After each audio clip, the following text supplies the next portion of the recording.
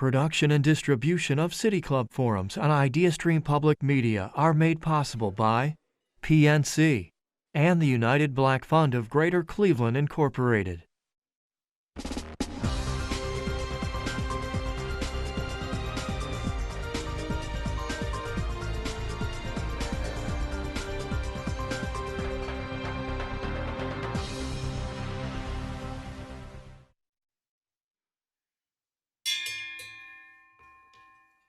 Good afternoon, City Club members, students, educators, and community members joining us today. Welcome to the City Club of Cleveland. My name is Shreya Chalu, a junior at Beechwood High School and a member of the City Club's Youth Forum Council. Today we are here to discuss sustainable urban futures, navigating economic equality and climate resilience. At the heart of our deliberations is the poignant question, how can urban development be harnessed as a catalyst for economic empowerment and environmental stewardship? The answer lies in reimagining urban spaces as incubators of innovation, where equitable economic opportunities flourish hand in hand with sustainable practices.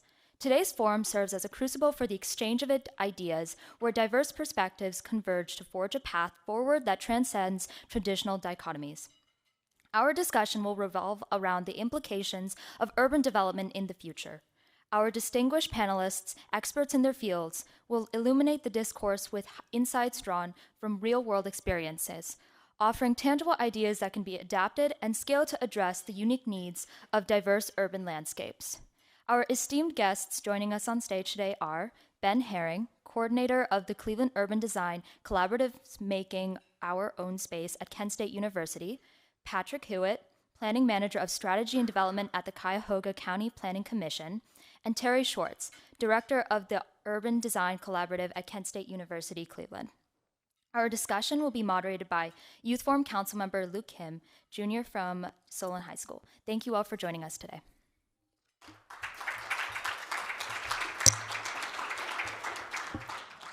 Hi everyone, my name is Luke Kim and I'm a junior at Solon High School. Today I'm joined in conversation with three wonderful panelists to discuss how Cleveland can promote both economic and environmental interests in urban development.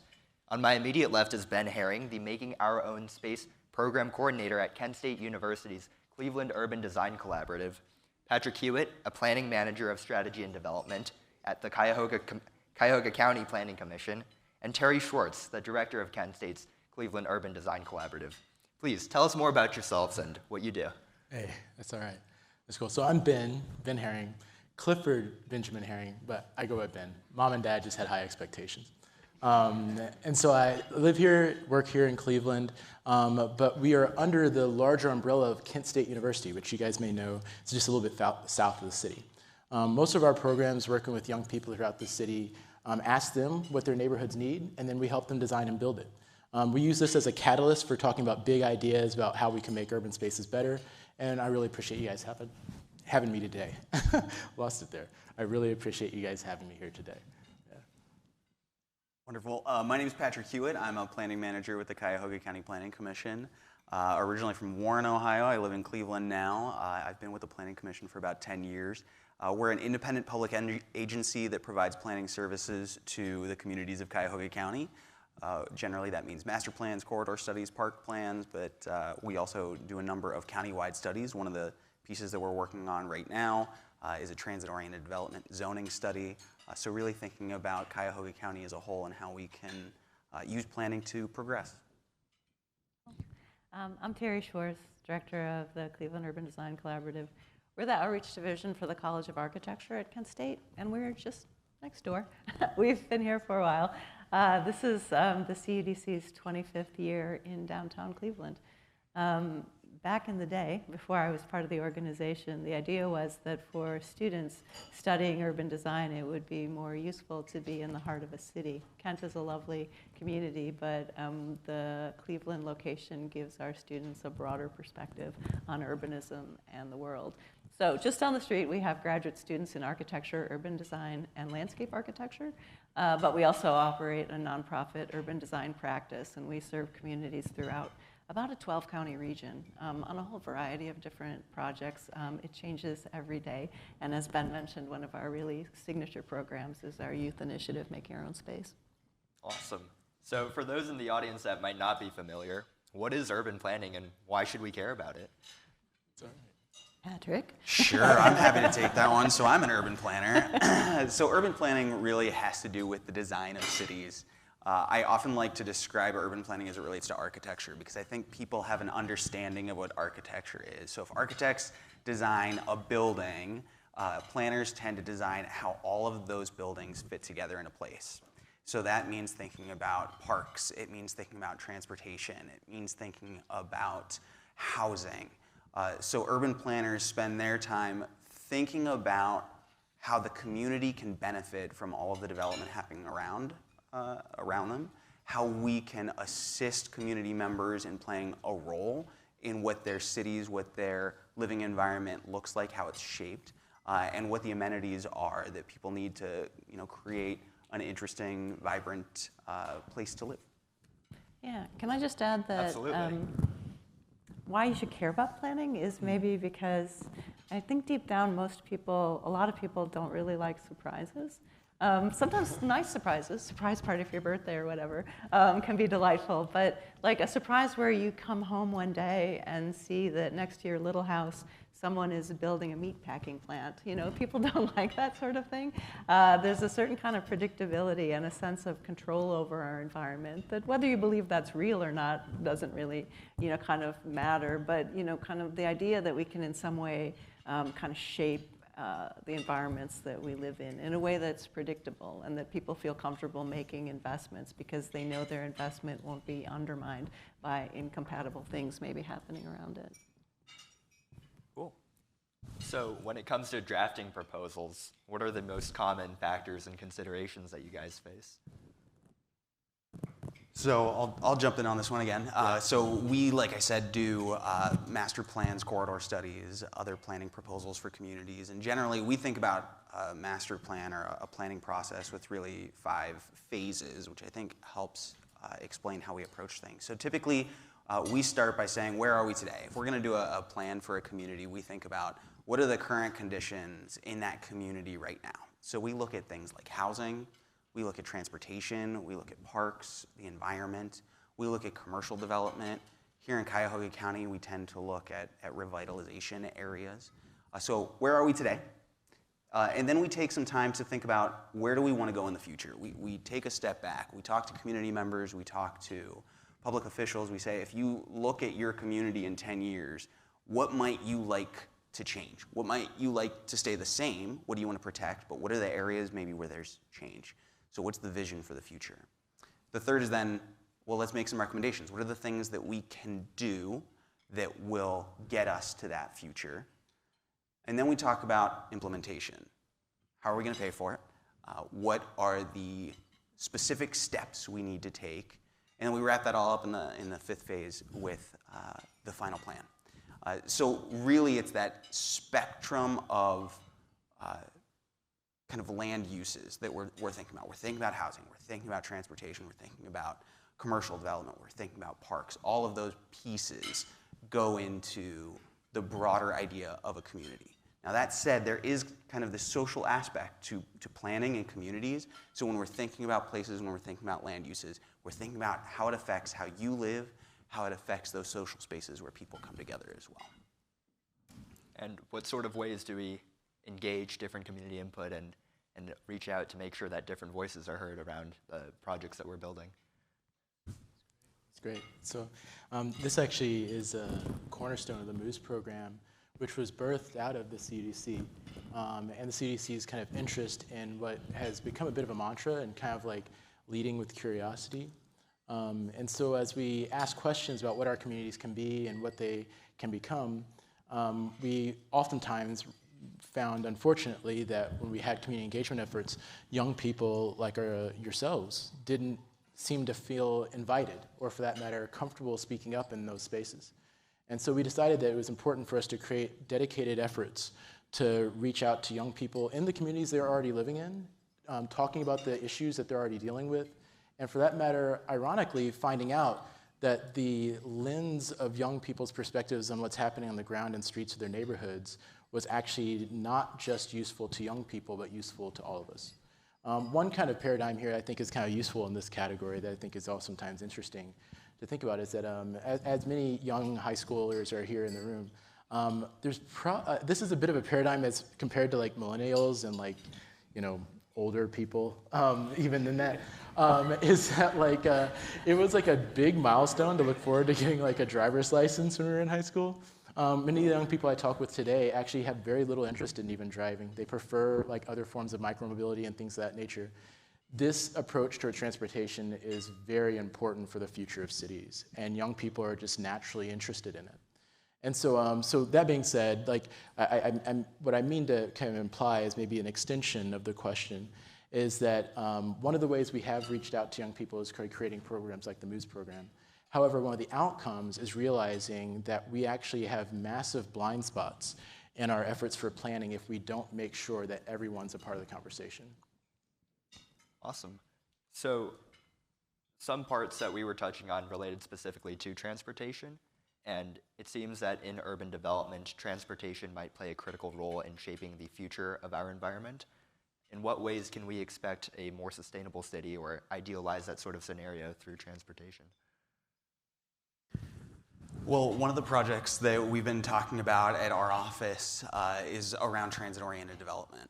And transit-oriented development is development along transit lines that's mixed use and walkable. And that's a long way of saying you can think about buildings like this, where you've got different activities happening upstairs versus on the first floor. You might have retail on the first floor, people live on the upstairs. You can walk directly out the front door. You're on a sidewalk. We've got the health line. You can walk to the red line, the blue or the green line. This is a transit-oriented development, but we don't build these that often anymore. The type of development that we allow throughout our region tends to be huge parking lots, retail setback from the street, so that walking to and from a place becomes that much more difficult. Imagine getting off a bus and you're directly at the front door, directly at your destination, versus getting off of a bus where you've got a thin sidewalk, you have to walk across a parking lot that's not shoveled, where you walk into a single building to get whatever you need, and then if it doesn't have something and you need to go somewhere else, that walk is going to be a quarter mile to the next place. That's time. That's energy. It makes it very unlikely that you want to walk. This comes back to transportation because we've created a system where the ability to get around is basically by car. And if you want to get around by bike or walking, if like many of the high schoolers here, you may not have a driver's license, if you don't want one, if you don't have access to a car, how do you get around? We're building an environment that makes it incredibly difficult for you to do so. So what we're working on is trying to fix the development so that getting around in other forms that aren't just the vehicle, and other more sustainable forms, is possible. I mean, the scooters are fun, but I think you have to be 18 in order to borrow, or you're supposed to be 18. I think that, kind of one of the challenges is, though, in cities like Cleveland, is that the infrastructure networks that we have to maintain were designed for a much larger population. Cleveland used to have almost 1 million people, and so there's this kind of question of extra roads and sewers and water lines, and they're not really extra because you can't just start kind of clipping them away. The whole system would sort of fall apart if you did that. But it becomes really challenging, to kind of manage an effective transit network, to be able to maintain this large roadway network, because we do have fewer people and by extension less tax revenue, which is how you maintain those systems in the first place. So I think that's one of the creative challenges that kind of the city and the region are beginning to tackle, and I think it's probably one of the most important things on the horizon in terms of kind of urban development. Good point. I think actually this is an interesting subject, really well considered question, because actually I think perhaps maybe even one of the most significant concerns that we have to be looking forward to in the future, near future of urban planning and urban design have to do with how we think about populations and the opportunities provided to them, specifically as we think about intergenerational changes, that to what degree are people's futures predicted by the accident of their birth. and being able to try to change that, perhaps even hack that through the lens of how we design our built environment, the urban spaces that we live in, which will be where the majority of us live, and at least if the statistics have anything to say about it, in urban spaces. On the other hand, also the nature of even new technology as it relates to transportation. We've all experienced, even recent years, like the cities having to catch up with their legislation as to how we deal with scooters just because they showed up so quickly. We're also seeing that as it relates to like Tesla motor vehicles and other electrification of transportation and automation. What's interesting to me as we talk about transportation and we also talk about equity as it relates to opportunity is that the term used in both these categories is actually mobility. Mobility of people's opportunities from generation to generation, intergenerational mobility, as well as transportation mobility. And so I think some of the allegories we use for both actually lend us to similar types of thinking. So for example, if you might think about mobility as a problem for equity, then you might also then kind of lend to questions about how does equity relate to opportunity? So for example, if you asked someone if they wanted a job, the offer of the job is directly contingent on the expectation that they can get to that job. We know that through transportation. It just so happens that that same kind of language actually also exists as we think about intergenerational opportunities. That if you give someone the offer to go to a school, the reality is the statistics very much are oftentimes in contrast to the expectation that even though someone is admitted to that school, that they actually have the means by which to get into that school. This is an experience many of you guys probably have already thought about as you think about where you're applying for colleges right now, is the opportunity is oftentimes independent from the means or mobility by which you get to acquire that opportunity. Hopefully that makes some sense. And so in that regard, I think the subject of mobility and the subject of transportation has a lot to do with how we think about populations as a whole, as well as how we design our cities. Could I add one thing onto that? Because I think that question of equity when it comes to transportation is really interesting.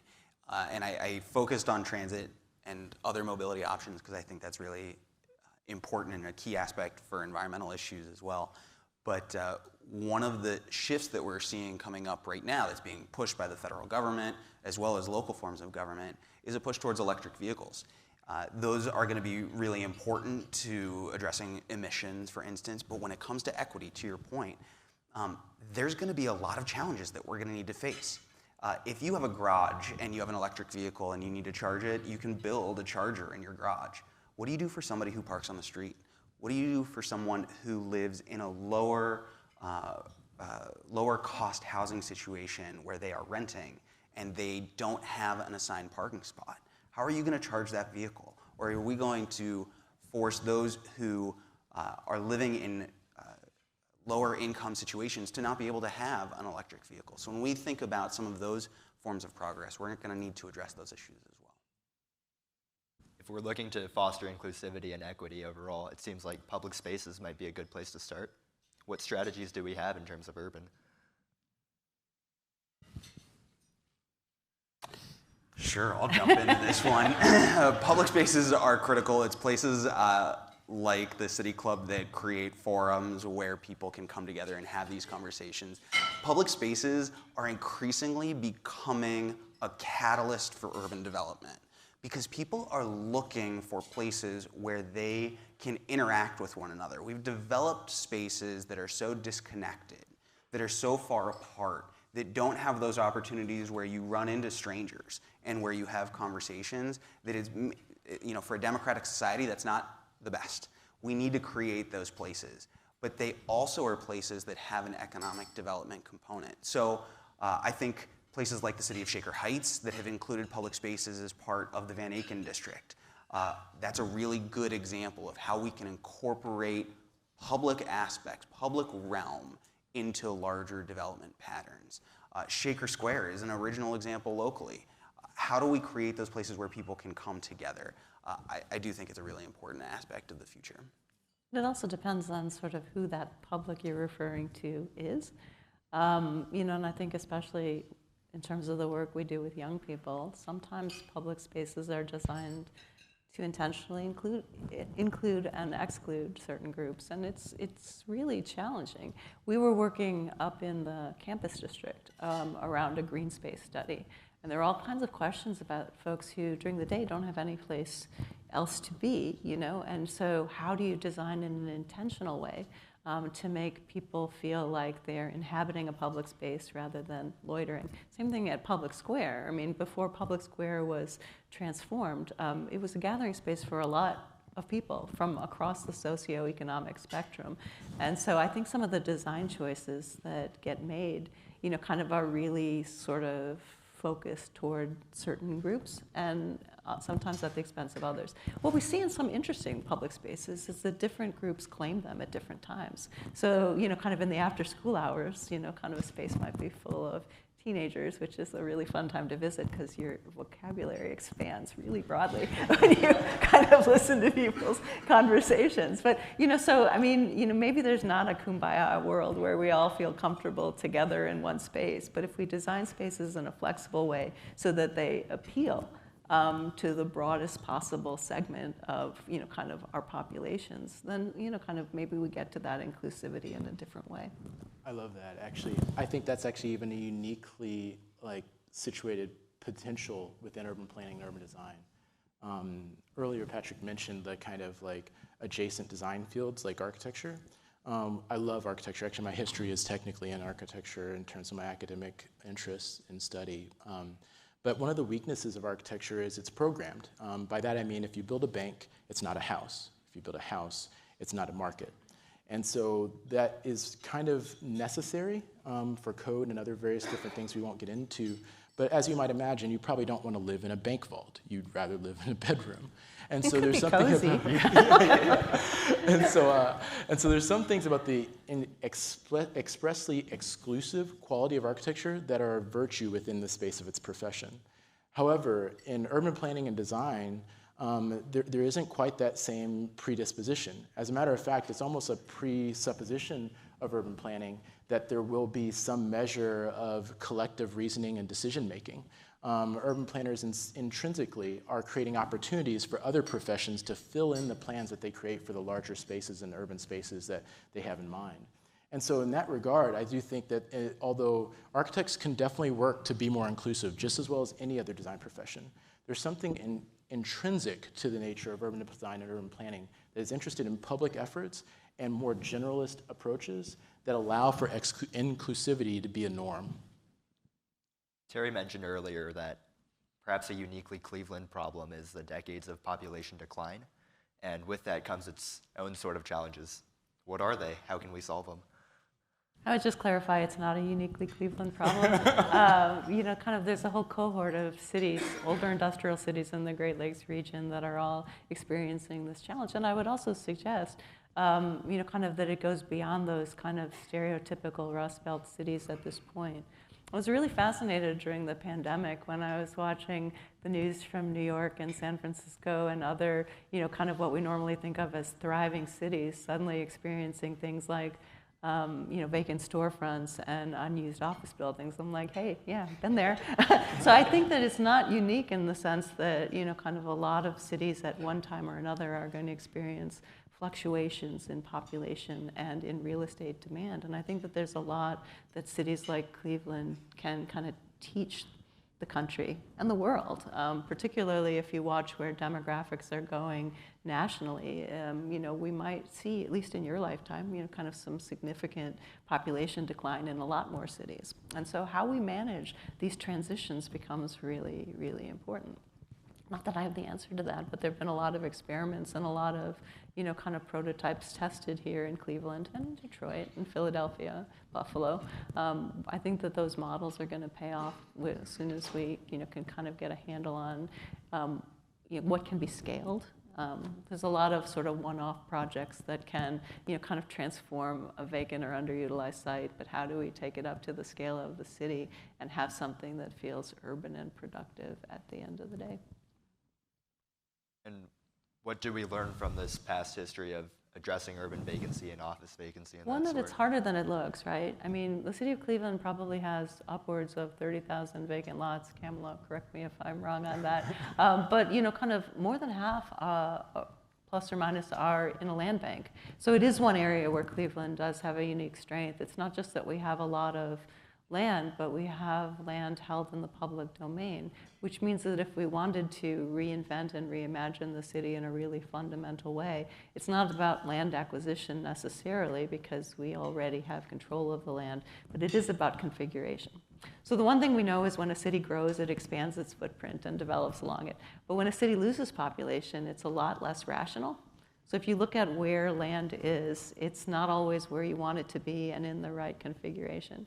Probably the one thing, kind of I think most people would agree that we've learned from the process is that bigger is better when it comes to vacant land, because you have more opportunities when you have one big chunk of land as opposed to 100 scattered parcels. It's much more challenging to kind of manage that configuration. I would add, some of my wonderful colleagues at the Planning Commission looked at two maps, one from 1948 and one from 2002. And they looked at the developed area of Cuyahoga County between those two time periods. And they picked those, one, because we had a map from 1948, but two, because the population of Cuyahoga County in 1950 and in 2000 was almost exactly the same, just under 1.4 million people. But the developed land had increased from 25% in 1950 to 90% of land in Cuyahoga County was developed in 2000.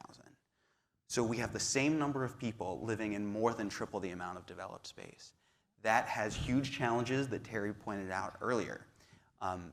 One of the things that communities are doing is, now that the market is shifting a little bit, now that there's some level of demand as housing prices have gone up, is try to go back to some of the vacant land in areas that were previously built. The first suburbs, the city of Euclid are both here. They're doing that right now.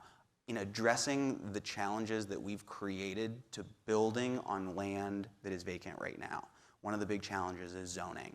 There was a house in South Euclid that was recently constructed by our friends at the land bank that looked like every other house on the street, but the zoning for that lot would not have allowed it to be built. They had to get some variances to build a house that looked like everything else. We've created some barriers on the governmental level, on the planning level, that we can address now to help reintroduce development in some of these communities that already exist. Can you clarify for our audience what the role of the land bank is within this whole process? Sure, we'll just get Kamala to come up here. So the land bank is an organization that takes ownership of land that is in foreclosure, that's behind on their taxes. A lot of this came out of the issues from the 2008, 2009, 2010 financial crises, where people were walking away from homes where they owed more on the house than it was worth. Banks were taking them over and were in control of those homes, but they weren't taking care of those houses either. So who was going to take ownership of those homes? The land bank did. It was a new creation where they take ownership of those houses. Often that meant that they demolished the home that was there. So now own some of these vacant lots. In the first suburb, there's 5,300 vacant lots that are in single-family zoned areas. That's a huge opportunity for new housing. That's a huge opportunity to reinvest in neighborhoods where people live, to build up property values, especially in neighborhoods where property values plummeted. These are often in minority communities where people invested in their home because they thought that they would get something out of it, and property values didn't maintain the trajectory that they were on. So the land bank owns many of those lots, and we see that as an opportunity. It's one of the reasons we've partnered with the land bank. If you had magical powers, what are the ideal urban reforms that we would add to our city? Wow, magical powers. You guys have magical powers. I would say that, kind of a thoughtful strategy about where to develop and where not to. It gets to some of the other questions, kind of that you've been talking about, Luke, in the sense that, kind of the land itself tells us something about what should and shouldn't be there. When cities grow rapidly, everything gets built upon. Cleveland, if you could envision it before it developed, was a city with rivers, creeks, streams, all leading into the Cuyahoga and the lake, and all that is gone. It got erased through development. What we learn a lot through the mapping, actually, that Dan Meany and the county have done, is that, kind of the land is telling us, the soil and the hydrology are telling us, these are good places for buildings. If you put buildings here, they won't get destroyed by flooding as easily. If you choose not to build in these locations, it's protecting the health of the Great Lakes and the Great Lakes Basin. So I think that that's one of the things I would love to see is more strategic thinking at the regional scale about where we want to live and how we want to live and how we configure, kind of land use and development so that we are allowing for people to live here and people to move here, but at the same time protecting some of those natural systems that too often we forget exist and just ignore. I actually think it's another good question. And oftentimes forgotten realization that one of the things that urban planners do is help consult with cities to help develop new forms of rules that govern how our cities are developed. And maybe by analogy, I think that rules, although it seems like a lame subject, can actually be kind of compelling if we think it through the lens of even the sports that we play. The character of the sports we play at times is kind of derivative of the rules. So if you like a lot of physical contact, football might be for you. However, if you like taking long walks in green pastures, maybe golf is the game to play.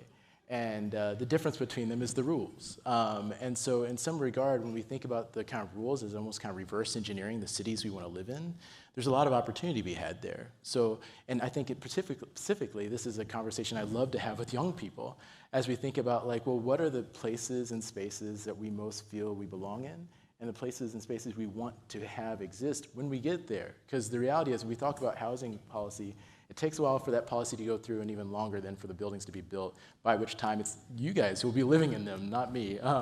And so when we think about these kinds of rules, I think actually one of the maybe magical rules I would love to have is one that deals more with kind of the expectation that something almost like Tom's shoes, that just when we go buy shoes, we know we're helping someone. We don't have to spend a lot of time making sure it happens.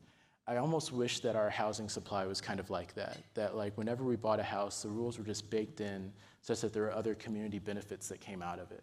I wish that our cities took these kinds of legislations more seriously. I think rules are things that can change, and we had some really great ideas in the 1950s, and we also had some really terrible ideas in the 1950s as urban planners that we aren't going to see the effects of. So I don't know if I have a magical rule that I would want to change, but what I would really like to change is the self-perception that greater Clevelanders have of ourselves. We have an amazing county and city. We have talked to other communities, we've been to other places from the County Planning Commission, and when we look, for instance, at our transit network or our urban layout of streets, there are other places that could only dream of some of the amenities that we have. That view of the lake is something that other places simply don't have. And sometimes I think we need to step back and remember we've got a lot of really great things that we can build from here, and we need to believe in ourselves and really recognize all of the assets that we've got. Awesome. Looks like now we're going to transition into our Q&A portion. Good afternoon. My name is Caleb Broom, junior at Cleveland School of Science and Medicine and a member of our Cleveland Club Youth Forum Council. Today we've been enjoying a youth forum entitled Sustainable Urban Futures, Navigating Economic Equality and Climate Resilience, featuring Ben Herring, coordinator of Cleveland Urban Design Collaboratives, Making Our Own Space at Kent State University, Patrick Herwip, planning manager of strategy and development at the Cuyahoga County Planning Commission, and Terry Swartz, director of the Urban Design Collaborative at Kent State University, Cleveland. Moderating today's conversation has been Youth Forum Council member Luke Kim. We're about to begin the audience Q&A. We welcome questions from everyone, City Club members, students, educators, or those of you joined via our webcast. We ask that our questions please be brief, to the point, and end in a question mark. If you are joining us via webcast and would like to ask a question, or text us at 330-541-5794. And we will ask as time allows. Today's microphones are two of our Youth Forum Council members, Zoe and Ishan. Can we please have our first question? Hello there. Thank you for your time.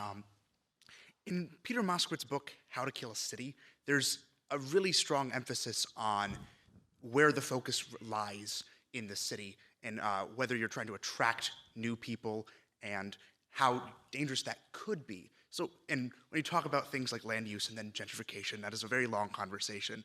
So my specific question is, how do we, when we see vacancies and trying to fill those vacancies, how do we uplift the people who are here right now while still fulfilling that overarching goal of growth?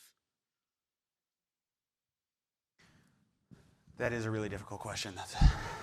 And it's actually a conversation that we've had in our office quite a bit, especially as we're working in some communities where new development might be taking place on previously vacant land. I think the question around public space is really important.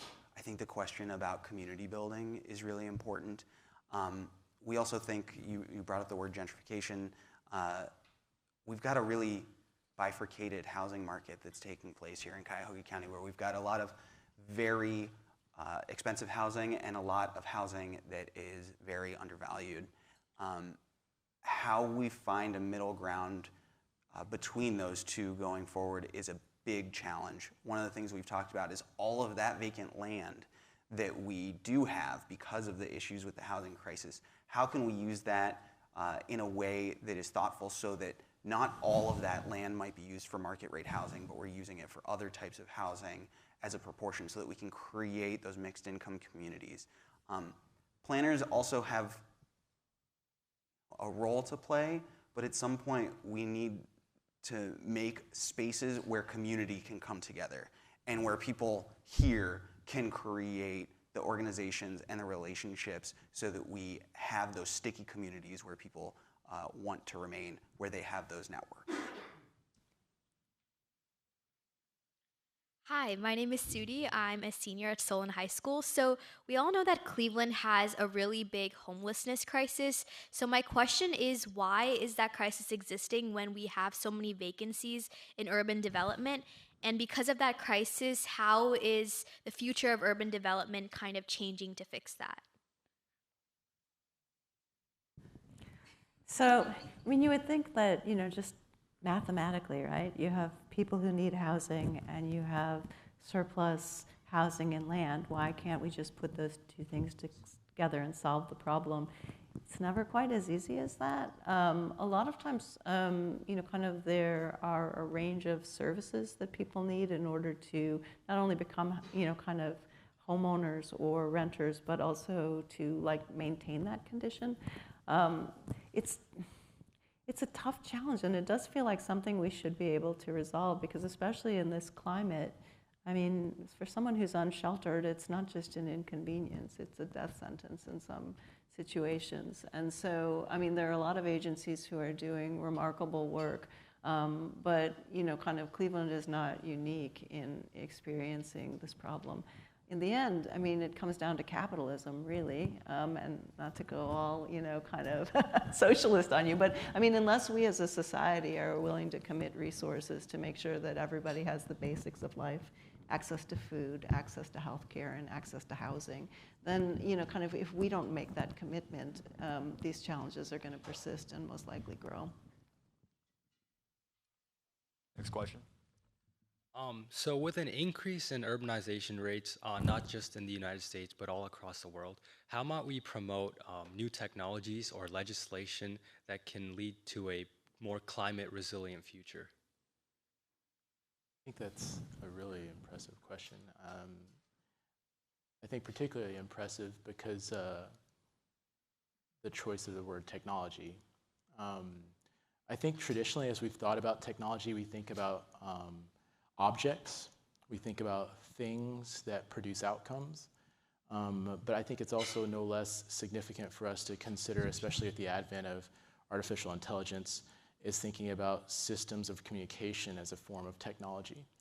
And to the degree that that's true, I think that we can also begin to think about ideas and the re-engineering of our past paradigms as a means by which we make new futures accessible and tenable to young people like yourselves, as well as to old people like ourselves. We were actually just talking about this in the green room, so Luke and you guys used to hang out or something, but one of the questions that came up was a concern about how we think about economics itself and how that compares to natural systems. So to try to be brief on this point, both economics and ecology as a study have traditionally thought about the things they study as being relatively pure. So for example, if you studied a economy of a city, it was a lot of individual businesses and individual people making decisions, and there was very little blurry lines in between them. Or if you thought about an ecology, you thought about, you know, this plant, that bird, that organism, all kind of individually operating. There is very little spectrum between them. We know better now. We know that actually, as a matter of fact, when we study ecologies, when we study nature and other ecosystems, that we are a part of that ecosystem. And even now, many people would argue that people are the most significant agent or factor in the future of how the world changes, hence words like Anthropocene. So to answer your question in some way, that with that kind of a framework that's a little bit more direct, I think that one of the ways that we begin to use technology and use ideas to help develop potential futures that are more sustainable has a lot to do with re-evaluating how we even think of our part in the system as a whole. And so ecology now, if you go to major schools in New York, no longer think of urban systems as independent from ecology and independent from environments, but rather urban ecology is something you can study now, that the city is an ecosystem, and we're aware of that, and the more we study that, the more we can effectively change the variables that change our future. Oh, sorry. All right. Can everyone hear me okay? Yep. Okay, my name is Dejin Lee. I am a junior at MC STEM. My question to you all, as everyone knows about the North Shore Harbor project coming, how they're planning to build a bridge near downtown. I just want to know all of your thoughts on that. And since we are referencing, since we are referring to urban safety and stuff, or just I forgot the term for that. But since we are referring to this thing is a very important thing we need to talk about. So I wanted to hear your thoughts on that. Thank you. So the bridge to the lakefront is one component of a much broader project, and I say project loosely because it's many different people touching this, of trying to better connect to our lake. I see folks from the city of Euclid. That city has a wonderful project which created miles of new lakefront access from Sims Park heading east that created a vision of how we can get people down to the lakefront that didn't exist before. The Cheers project from Metro Parks is going to create new land around East 55th Street to create parks in areas that didn't previously exist. Edgewater being taken over by the Metro Parks on the west side. These are all examples of lakefront investments that are incredibly important. The downtown lakefront, I think, has always been one of the missing pieces. It is really important. We need to make sure that we get the land uses along the lakefront right. The city of Cleveland is doing a great job on thinking through that. But I wanted to put it in context of we've got miles of lake in Cuyahoga County, and we need to be thinking about all of those different connections as well. So I'd just like to add that I'm so excited to have a mildly controversial opinion about this. Maybe we can start a little bit of a brawl or not. Hopefully not. I'm ready. No. I mean, I'm all for connectivity, right? Linking people to our two waterfronts are critical and important. And good cities offer options, different ways to connect here and there. The only thing I would encourage all of you, especially the young ones among us, to think about are this kind of economic concept of opportunity costs. If we do one really big, really expensive thing, what are all the other things that we can't do because so many resources are devoted to that one thing? And while I think that the land bridge across the shoreway and the tracks will be a really iconic project, help with what Patrick was describing about our image of the city and our self-esteem, I can think of dozens of better ways to spend money that would impact people's lives more people's lives more directly in the near future. And so, I have to say, of all the projects going on, that's not the one that gets my heart going. I'm glad it's moving forward. I love a big gesture, but I really think about a lot of ways that we really need to knit the city and the inner ring suburbs together and to the waterfronts in ways that are maybe smaller but more impactful. I'll respond because I think that's really important.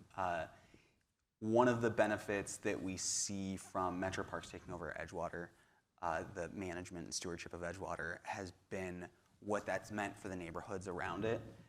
And I think one of the reasons that I mentioned some of those other lakefront projects is because they do have a more immediate benefit to neighborhoods that already exist in places like Euclid, in places like Glenville and St. Clair Superior, and those parks as a catalyst to reinvest in some neighborhoods that have seen disinvestment over the past is really important. 100% agree, but we're coming off this sugar rush of all this federal funding that sure. For the first time, at least in my career, I've seen major federal resources pouring into cities as a way to help recover from the pandemic. But as those dollars get expended, it's going to go back to the real world where we have to make tough decisions every day about what's the most important thing. And that circles back to the question you started about, Luke, which is who's at the table making those decisions, whose voices matter, and how can we make sure that particularly, kind of among the youngest residents of our region, that your voices are heard and that your priorities are made clear. Now we can get to your question. I'm Amir Odin, freshman at Cleveland Heights High School. I was wondering, knowing that Cleveland and Cuyahoga County's transportation systems have been increasingly harder to get to. So in your mind, I was wondering, what changes would you make to improve Cleveland and Cuyahoga County's public transit system to be easier to access or use? It's a really good question. Frequency is incredibly important to making transit worthwhile. If you miss a bus and the next one doesn't come for 30 minutes, that is far more disruptive to your life, to your job, to your ability to access amenities and activities than if it comes 5 minutes later. Frequency is really important. However, that comes with money. And the problem has been over the past 70 years or so that our population has been shrinking, and that means that we need to increase our tax rate to be able to get the funds to be able to provide the services that we need. One of the things that we need to do is grow our tax base, grow our ability to raise funds to provide these services in whatever manner we are going to need to do that. That might mean population increase. It might mean thinking strategically about which part of the county is going to be a focus to create those nodes of potential growth. So public transit, critical. I take it every day. I took it this morning. That frequency is really critical. And the land use component that we've been focusing on, I think, makes public transit more accessible because it actually gets you to places that you want to go more quickly. Hi, I'm Min-Sung Hong. I'm a freshman from Solon High School. So what has struck me about this topic is that when I've been to some other countries, such as like South Korea, I noticed that the way that the cities were designed were so different. Like how you guys mentioned before, you could the first floor of a building is like a restaurant, and the second floor is like a doctor's office, and the third floor is a hair salon. And when I returned to America, it would hit me that the way that our cities are constructed seems so ineffective, just in terms of time and the environment and resources. So I was wondering, like, what has prevented us from designing our cities in a more effective way? So good. So good.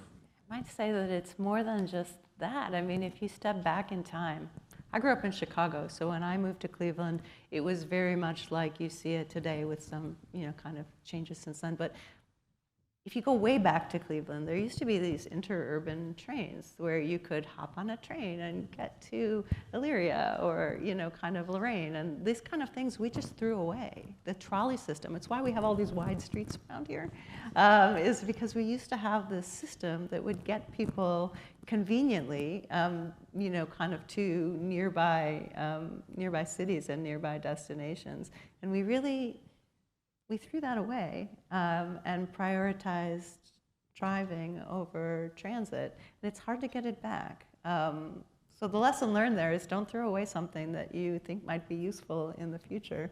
And then the changes that have happened in Cleveland and other cities over the decades didn't happen overnight. It's like one decision at a time. So the only thing I can say here is that we can then start making decisions one at a time to begin to move back toward the kinds of cities that we want to realize. Because it's not just youth, right? Greater Cleveland is an aging community. And so as people get older and lose the ability to safely drive, kind of having a system where you can walk or take transit safely is going to help people comfortably age in place. And if we don't start taking action on that soon, we're going to be experiencing big problems as they talk about the silver tsunami as people move into their older years. They're probably not going to be enough assisted living and supportive housing opportunities for everybody who needs them. So we really need to be thinking and acting on transforming our, kind of urban neighborhoods in ways that allow people to age in place. Because if we don't, it's really going to harm people's quality of life. I think even the way you situated your question, I lost you, you sat down, is really clever to recognize the distinction in place and the cultural kind of implications of the people groups where the built environment is kind of cultivated from. And so in that regard, I think maybe one way I would kind of respond to your question in terms of the history of how we got here is that one of the Western world's strong kind of cultural convictions is to do things kind of like what we're doing today, is put professionals on a podium and listen to what they have to say. And so we kind of have this expectation that if we're going to make things right, we need a professional to tell us what to do. Not everyone in the world thinks that way. As a matter of fact, I would even say the very nature of what we're doing right now is an example of that. That it takes a designer to design a chair, but it doesn't take a designer to sit in one. Every opinion in this room as to the comfort of the seat in which you're in right now is a valid one, a legitimate one, and one that should be taken into consideration if, as a designer, we design a better chair for all of us, right? And so in the same way as we think about cities, I think there's a real potential opportunity for us to look at the rest of the world and consider ways in which we may then live. And moreover, I think one of the things that kind of gets exciting to me about that is when I hear someone like yourself ask a question of this nature, is it helps us to even become aware, the more that we have young people in these conversations, that there are opportunities that we may actually enjoy that we just haven't considered, and that as a consequence we haven't taken action upon. So to come back to the nature of your question, how do we get here?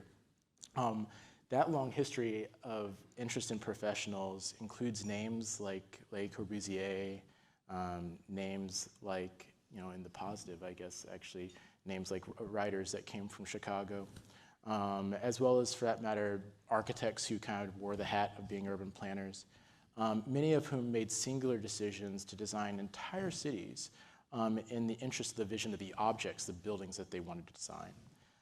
But now that we have the opportunity and means by which to bring a lot more opinions in, we can even have virtual conversations post-pandemic, our ability to communicate with a lot of people at once and bring a lot of opinions to the table is kind of a new technology in a sense that allows us to upend the expectation of our cultural predisposition that we need a professional to tell us what to do.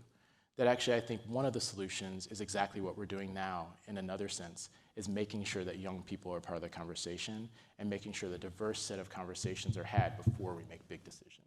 I'll tell you from my chair, the view is pretty good. It's all right. If I could add on to this, because it is a great question, and it can be frustrating to go to places where you see that vibrancy, you see what you described, retail on the first floor and housing above, and not feel it where you're at, where you are. One of the reasons that it exists, in addition to all of these great points, is that we've set up rules to require it to not exist. So we at the County Planning Commission in our work looked at 22 transit corridors that cover 26 communities. And we asked, along those transit corridors, could you build a building that is up close to the street, that's multiple stories, where residential could be located above retail, where there would be limited parking, and where you could cover a lot of the lots? 5 basic questions. Only 5% of the land in that area was zoned in a manner that lets you build the type of building that you just described. The other 95% of land has some sort of existing codified regulation that says that's going to be a problem for you. We are already working to help change those. We're coming up with model zoning that can fix that. Communities themselves are already doing it. The city of Cleveland recently updated their transportation demand management regulations. It's a lot of words to say you don't need to have parking close to transit lines. So we're also creating some changes at the regulatory level to address the issue that you're describing. Next question. Hello, my name is Julian Hunter. I bet you all know me by now. Okay, so my question is, I'm concerned about safety or considerations do your brand planners use as they plan our communities? Sorry, could you repeat that? Okay, move my question. I'm concerned about safety. What considerations do urban planners use as they plan our communities? It's a really good question. Safety is critical. It's something that we hear about a lot. And there's 2 ways that we think about safety. One is specific safety measures like police, kind of police forces, security systems and cameras, that sort of thing. Those go into plans. They're a critical part of what cities to think about. But the other piece of that is, how do you create places? We were talking before we started about Jane Jacobs, where there are these eyes on the street, where there's a lot of people around. You tend to feel more comfortable. You tend to feel safer. There tends to be less issues when you have some feeling that there's other people, that there's somebody watching you, in a good way, right? That there's some element of people around that are going to make you second guess whether or not you want to do something like spray paint a wall, right? If there's somebody around, maybe you're not going to do that in front of somebody else. So those 2 ways that we think about safety are really critical, both from the very specific kind of police and enforcement aspect, and then from creating places where there are other people, where you have that societal pressure to, act in an appropriate manner. Yeah, but I do think we're in a different world right now. I mean, changing every day, but the fact that like any public place where people gather, there's, kind of what feels like an accelerating risk of gun violence. I mean, just yesterday, I mean, it's like a week doesn't pass where you don't hear something, kind of where people are hurt and killed due to gun violence. And I think that, kind of the toolkit that planners have is just insufficient to begin to address those kinds of challenges. You can have all the police in the world and it's not going to stop something. Didn't seem to help in Kansas City. The other component around safety that also has me really worried is traffic safety. People kind of chalk it up to the pandemic, that people during COVID just forgot how to drive. There were so few cars on the road, and now that we're sort of back to a normal-ish situation, that the lawlessness on the roads, which I can attest to. I'm a bike commuter, and there are days when I kind of question that decision just based on the behavior of drivers on the road. So I think between kind of car safety, traffic safety, and gun violence, these are enormous challenges, and I wish I had kind of useful responses, but I don't. Sorry, that's a bummer. Let's talk about something Maybe one positive. Okay, thanks, Ben. Is, small thing is that and this might seem like a bit of a recurring theme as it relates to kind of communal involvement. I would say something that also should be added to the conversation of safety is the cultural implication and lens of it. As a matter of fact, I did I don't know, I'm not sure if it's a matter of fact. It's probably an unnecessary segue. I have a friend of mine who has dedicated his life in a small region of Chattanooga, Tennessee, where there's a significant number of immigrant populations, many of whom are not yet registered. So as a consequence, the traditional means of acquiring safety, calling the police, is not a tenable opportunity for them. And so as a consequence, there's other means and mechanisms by which simply reinforcing the kind of communal ties within our neighborhoods that create other means of communication and the safety therein.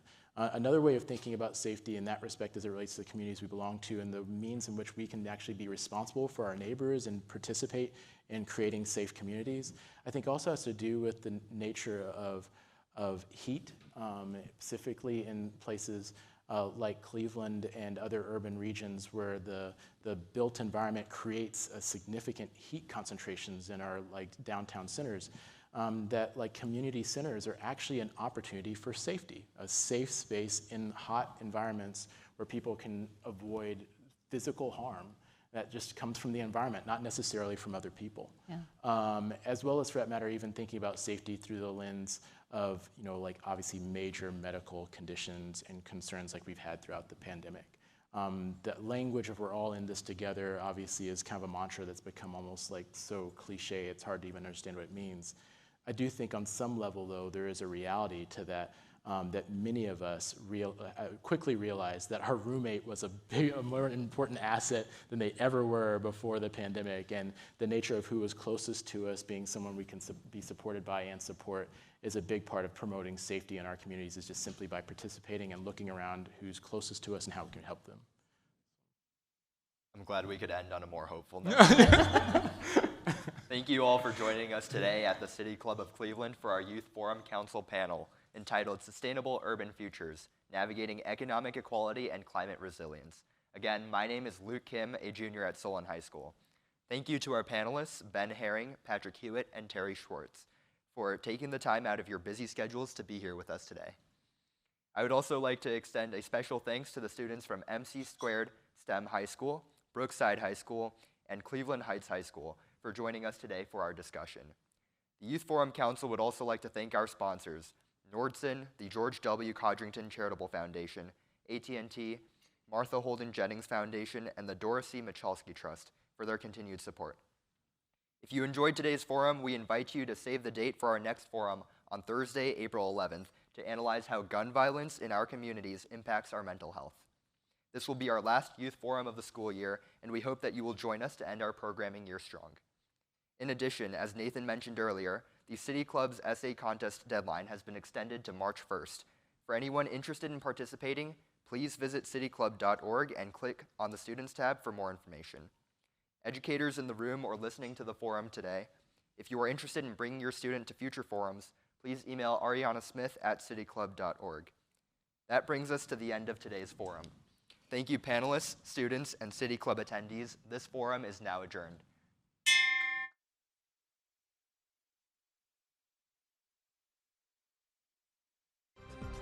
For information on upcoming speakers or for podcasts of the City Club, go to cityclub.org.